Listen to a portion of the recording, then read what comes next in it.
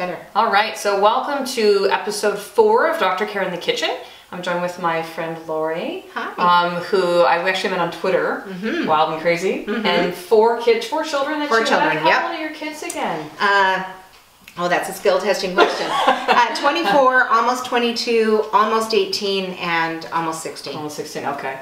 So I wanted to really bring Lori on. We're bringing some moms on to the video blogs because these are moms who were kind of wondering these questions. This is, again, I mentioned episode 4. So I'll link back the last 3 episodes, which we did one on how to make bulletproof coffee, how to make kombucha. We did how to do bone broth in under 5 minutes. And then today we're going to talk about how to meal plan. So this was originally going to be, I was saying to Lori before, a meal plan and a meal prep, but we just kind of figured we'd like way too long of a video. So we're going to focus just strictly on the meal plan alone and kind of go from there. And I'm going to have you kind of stick around to the very end. We're going to have a bonus section because I just kind of felt just talking and giving those steps, which we're going to go through, is all good. But we want to actually show you something. So I'm going to show you how to make Dr. Ed's famous crock pot recipe as well too, which will be lots of fun. Hence all the ingredients that are here right now. Great. So this question that I get a lot then, Lori, and actually Lori pulled out from it, I have her share her binder of her meal planning that she's done a little more religiously in the past. But I get a lot of questions as to how do you meal plan and how does that all work, and I don't have time, and so even though I've talked to people and said, well, here's what I do, I thought it'd be valuable to kind of go through this and really teach this in this video today because life is busy, hey? Absolutely. Life is busy. It's like there's so many moms that I speak to that are just going with the kids, they work full time, it's the end of the day, they're exhausted. It's much easier to go the drive-through window than to go, what am I gonna now make? And so I know for us what works really well is not even really doing any cooking once we get to dinner, but everything's kind of there to be prepared, you know, warm up, or you can just kind of eat right out of the fridge then too. So what I'm gonna do is I'm gonna go through then the 5 kind of tips, if you will, for how to successfully meal plan. So step number 1 is to invest in some cookbooks. So Lori was sharing with me some of hers that she uses. These are mine. So one of the first books that I got when I started to do more cooking, and just, as a side note too, now you mentioned like cooking. Did you always love to do cooking? No. Okay, me too. I hated it. Like honestly, I despised it. Ed was the better cook. He's going to do the stuff. But yeah, I just kind of bit the bullet, and just started doing it. And so this is Practical Paleo from Diane Sanfilippo. I hope I'm saying her name properly. This is one that I got last year, and you can see my cookbooks get used. Yeah, it's well loved. It's kind of wrinkly. There's like ingredients that gone in there. So I love her book. And then she came out with her program about a little bit less or so ago, called the 21-Day Sugar Detox, which is basically paleo primal eating, but over a 21-day period. So there's the original book. And then there's also the cookbook. And you just did this in January, right? You did the 21 days. Yeah, and I'm doing it again actually starting next week as well. It's just, kind of good to reset because you can be going well with nutrition, or as you said, and meal planning was great for 2 years, kind of did it faithfully, and then new job and just like things just kind of fell off track. So it's easy, and I think we all go through those too, right? So I like doing that every once in a while just as a good reset as well too. Absolutely. This is our dog Karma, by the way, who's making that whining sound. She really likes Lori. Another good one is Nom Nom Paleo. Have you seen this, by the way? No. NomNomPaleo.com, Michelle Tam, her website. Very amazing website. You might have seen it. Really great cookbook, beautiful pictures, funny. But this is a new one. She just came out with this around Christmas time, so this is fantastic. And this is a great one when you have kids. It's called Eat Like a Dinosaur. It's put together by the Paleo Parents. I think it's paleoparents.com. I'll have all the books actually linked to Amazon, so if people want to pick them up or check out websites, you can do that too. But invest in cookbooks. Now, pretty much all of the authors of these have websites, have some of the freebie recipes up there, right? So you can go and do that. But I don't know, for me, I have stuff kind of on my Pinterest board. If I'm looking on my phone, I'm like, looking at it, and I put stuff down, then it turns off, then I have to unlock the screen, and it just becomes a little cumbersome. So I would definitely, invest in a couple books. It'll cost you maybe what, like $50 or something, and that way then you've got the books to refer to, and it's just a lot easier. So invest in cookbooks for sure. Second it's one save you money in the long run. I think so. Yeah, and time and energy and all that great stuff, right? So. And then the second one is to then go through and pick your recipes. So I'll go through. So my favorites are Nom Nom Paleo and the 21-Day Sugar Detox. And I'll pick my recipes. So I'll go through. Now, I traditionally will do for me, what I'll do is I'll choose dinner, and then I'll choose breakfast once. Now again, Laura and I were chatting earlier, which she was actually, do you want to bring out your binder just to kind of show? So Lori has this like awesome binder. This is my binder, very fancy label. And what I did is I also had a variety of cookbooks, so I would pick my favorite recipes plus existing recipes that I liked, and I made up a menu plan for the week.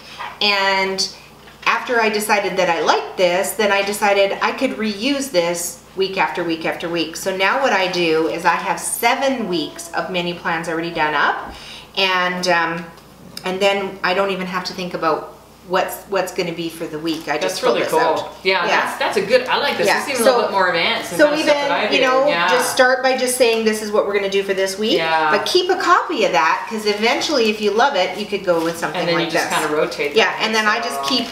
It's in sheet protectors, and I just keep all the. And there's my well-loved ones. I just keep the recipes behind here. I love that. Yeah, that's great. Now, for me and my family, so with my husband and his health concerns, he can't always eat what I'm eating. And then the only one who's eating food at this point, because Kai's only 10, well, he's starting to eat, you know, some supplements and stuff like that, but is my oldest son, Tyson. He's 3.5, and no, Lola, you can't get the steaks. She's wanting to jump on. She smells them. Tyson, you know, he'll try a lot of the things that I make, but he certainly will at times just want to have his basics, like ground beef, you know, vegetables, bacon. Those are kind of some of his favorites. So the different spices and flavors, he's kind of like, I'll try a few bites and then go, no, I don't like this anymore, right? So for me to kind of go through like you did, or some people I know will say, here's breakfast, lunch, dinner for the 7 weeks and everything's in place. It just doesn't really work for me with my family. And so what I'll do is go through, make my list, and probably pick out stuff for about like 4 days. So I'll kind of start with dinner stuff, and I'll always make extra, and that way I've got some left over for lunch, right? Yeah. And then I'll have some of my breakfast stuff, and that can be anywhere from doing these little egg muffins I make to, and some of the stuff I'll actually do next week then too in the prepping part. But even to have your breakfast stuff kind of ready is really, really handy, because mornings are often busy, right? Kind of like rushing, get out the door and gotta go. So go through and pick your recipes. If you have kids that are old enough to have them, choose, right? Now I love in the Eat Like a Dinosaur book, there'll be, and again, you can see my little pieces of my little post-it note holding spots, but there'll be stuff in the bottom where it shows the things that the kids can actually do, right? So you can kind of go through whether they're, you know, with Tyson, I involve him in some of the cooking if he wants to, and then just to kind of help them to pick out the recipes, or if they're able to help, then they can help as well. Yeah. And with having older children, one of the great things is when I leave that sheet protector on the counter and they get home after school, they can actually start it. So say that the meat needs to be browned or something like that, they can start that in the fry pan, and then when I get home I can actually finish it. I love that too. Yes, put them to work. Put them to work, right? So picking recipes is step number 2. Step number 3 is to grocery shop. So you're making your list, going through what you need, maybe you have some stuff. I actually going to see with the crock pot is there's one ingredient I normally use, but we didn't have, so I used a different one, right? So maybe you can go through and see what you already have available. And then try to pick a day that you can go and power shop and where it's not super busy, right? So like Saturday, Sunday, a little bit busier. I find like evenings is good, first thing in the morning, maybe midday kind of thing, but try to avoid the weekends if you can.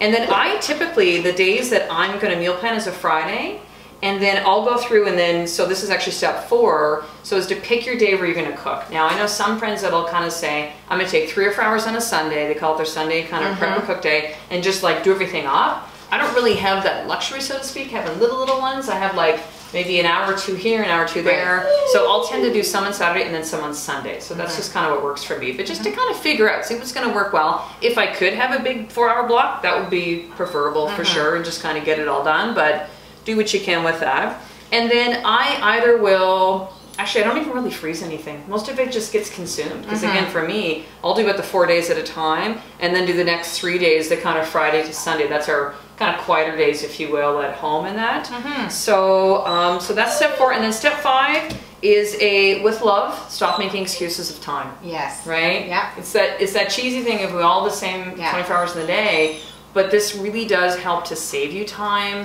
You're not going to be doing we were just talking about before, right? What's for dinner, Mom? And the stress of that. The stress of that. Like, we would have that conversation all the time. So now it's just, what's for dinner? All right, there's a couple different things that you can choose from, and just pick that out of the fridge, or as you've done your family worked well, here's what we're having tonight for dinner. So people kind of know. I actually, I put this up in my fridge, it's a little chalkboard thing. That's awesome. With intentions of Monday to Friday kind of thing, here's our meals. Yeah. It's still kind of there, but I mean, it works the way that we do right now, just having a whole bunch of things in advance and then have them in the fridge and kind of ready to go. Yeah. So yeah. Perfect. So what I wanted to do, so again, I'm just first going to recap. So you're going to invest in cookbooks, get a couple books, pick up those recipes, you're going to grocery shop, pick your day of cooking or days, and then again, just kind of give up on the excuse of time and just kind of get it done. Because it saves so much time. It does save You're not taking everything out and putting it back, and each time when you go to make, say, dinner every night. It seems overwhelming in the beginning, but once you get into the routine of doing it and you experience how much time it saves, you'll be in love with it. Because then, I don't know about you, but I found the days that I wouldn't do this or get off track, it's like Monday, it's like, oh crap. I already feel more stressed because I have nothing kind of in the fridge, nothing's prepared and ready to go, right? So yeah. Okay, so bonus section. Okay, so we're gonna do Dr. Ed's famous crock-pot.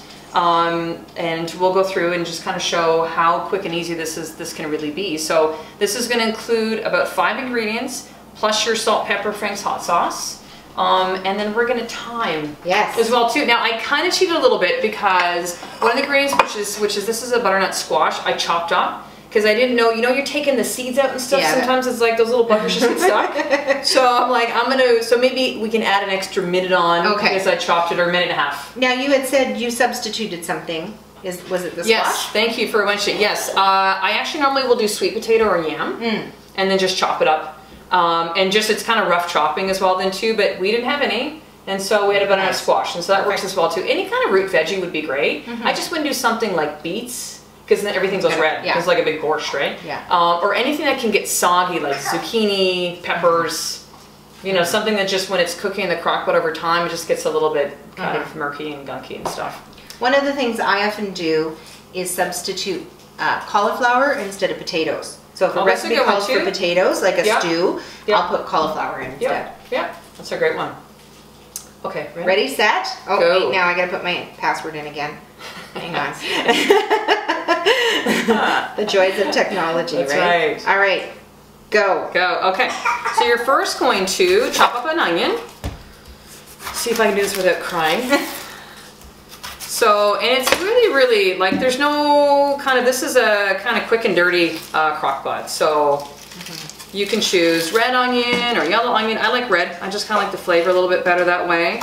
So I just take it and I kind of just really roughly chop it up. Because it's going to kind of break down a little bit as well than too in the crock pot. So I just kind of do it in chunks, really easy. So this is going to be on your bottom. And you can get a crock pot anywhere. I think when I did the one on bone broth, I put a little link in there from Amazon or something like that. But you can get a crock pot really in any. I got my first crock pot off of Kijiji. There you go. Yeah. Like 20 to 30 bucks kind of thing. It's super cheap and it's, great. Okay, so you have your onions laid on the bottom. Then you can take your meat. Now, we have a lot of leftover steaks from when we've gotten quarter cows, and we don't do as much steak. So I'm going to use steaks. Now, you can use a roast. You can use stewing beef. So any of those work really well. These are actually frozen, kind of together a little bit. I don't know if you can kind of see that, but these are frozen. So it doesn't matter if they're frozen or thawed. I just kind of throw them in. And then actually, as I throw them in, I'm going to do 2 things. First, I'm going to actually do salt and pepper first. So again, quick and dirty. It's nothing kind of complicated, but salt and pepper. Okay, so we're going to do salt. So you don't even have to take the time to cut up the meat.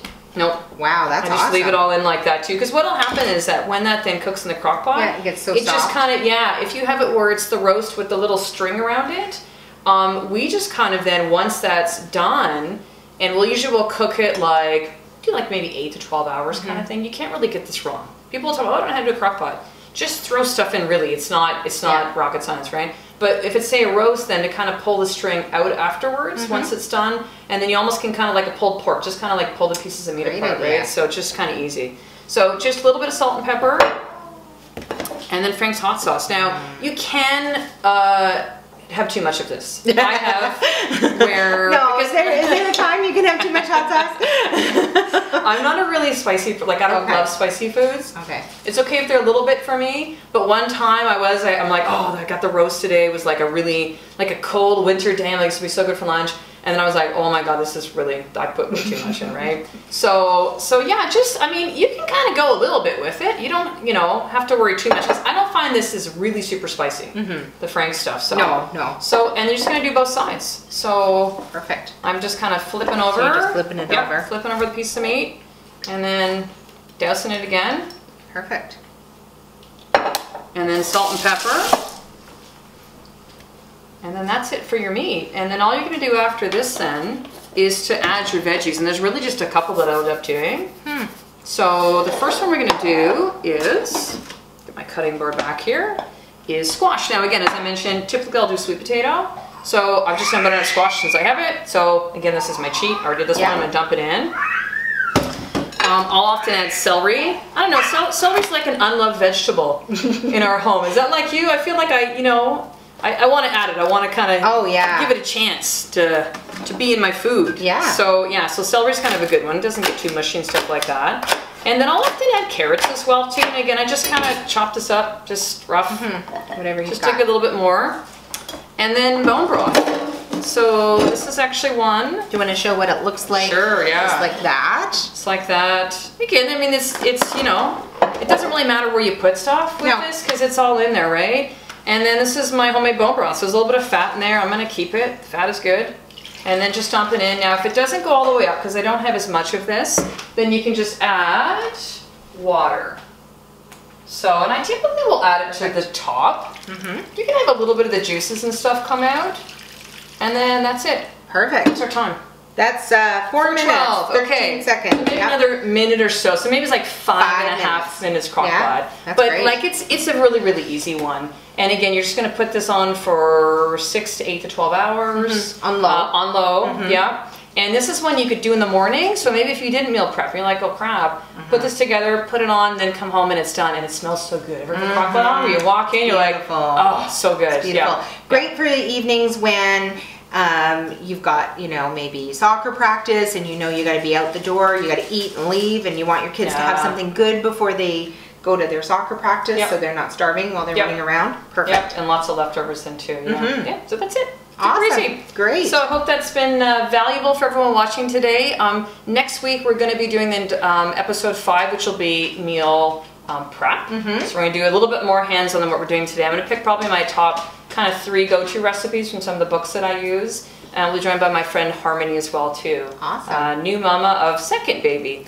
She's just a couple weeks old right now, little baby Phoenix, yeah. So I would love then to, for you to do 2 things, which I mentioned in the blog post if you're watching this from there. And one is to let me know what you think of this. The only way that I can kind of do better and to know, you know, how you like this is to hear from you. So if you can please leave a comment in the comment section below, I'd greatly appreciate that. And also to share this. You know, what busy mom that you know that maybe needs to watch this video that could be helpful, go ahead and forward that to her, email it, you know, put it on our Facebook page, tweet it to her. You could, I was going to say print up the blog post, I guess, hand it to her or send her the URL.